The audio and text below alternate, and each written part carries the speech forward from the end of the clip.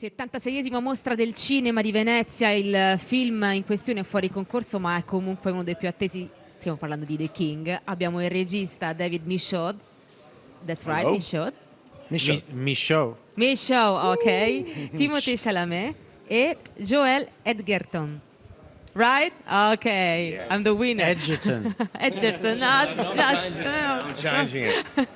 David, we know the Henry I in the historical drama of Shakespeare, but that kind of Henry V was so noble in the spirit, was so religious. But what about your Henry V?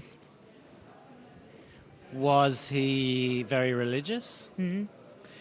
Our one? Mm-hmm. I would like to think so. I mean, it's kind of, it's amazing. I love, one of the things I love about making movies is I get to dive into the research, and that for a period of a couple of years, all I did was read books about this particular period in English history. And yeah, there was so much stuff about Henry V that I would have loved to have been able to squeeze into a movie, that apparently he was an amazing harpist, harp player. And he was incredibly religious, and he used to write pieces of liturgical music, and I kept thinking, how am I going to squeeze this stuff into the movie? And what you end up with is a couple of scenes of him praying before an altar, But not just that, also about wanting to somehow get a sense of how powerful the idea of God was back then. You look at these cathedrals all over Europe, and the human endeavor of them, all in service of what, to me today, seems like a very abstract idea.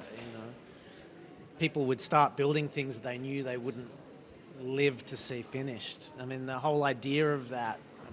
But anyway, it's a movie. I got to squeeze it into 2 hours, sit him in front of a cross, praying, and we're done. Allora, io ho chiesto se c'erano delle differenze fra l'Enrico V dello Shakespeare più famoso che conosciamo, insomma, e il suo Enrico V. In realtà mi ha detto che sono entrambi chiaramente molto religiosi, e questa è una componente fortissima all'interno di questo film, perché c'è proprio questa presenza che aleggia e che guida anche un po' le scelte di Enrico V.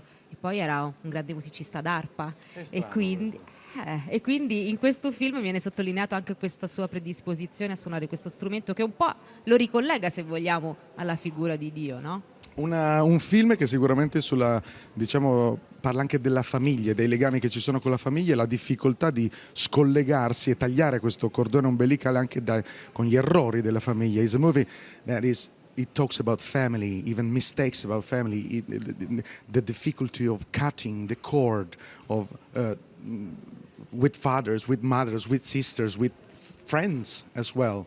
Mr. Orson Welles, can you answer? It's so similar. Not really, but anyway. Well, I mean, there is something really powerful, I think, in the idea of living in the shadow. Well, a character who has separated from a father and is separated because they have an opposition of ideas. But then once he ascends to become king and his ego draws him into that world, hopes and presumes and is driven by the idea that he can eclipse his father, that he can be a better boss, basically. And the evolution of understanding that he gets to a place where it isn't as easy as all that. You can't just sort of take the job of being the boss, of being the king, of being the leader, and come at it with a completely altruistic point of view that's going to be unpolluted. So that family aspect is very important. It's also who can you trust, in terms of, as a father figure versus a real father, the trust of the sister, the ability to hear the truth from one's own family, but not from people that are new in your life, that inner circle of people like, what, even with fame, who wants what from you and who can you trust? Conferma, c'è proprio il giro della famiglia, ma anche appunto di coloro che stanno intorno a te, a chi ti puoi rivolgere, a chi puoi credere, ed è proprio molto complicata, perché poi si può anche cadere in tentazione, anche appunto magari sbagliando attraverso il proprio ego. You said that it was really difficult to shoot this movie. Why? It was just it was a big challenge.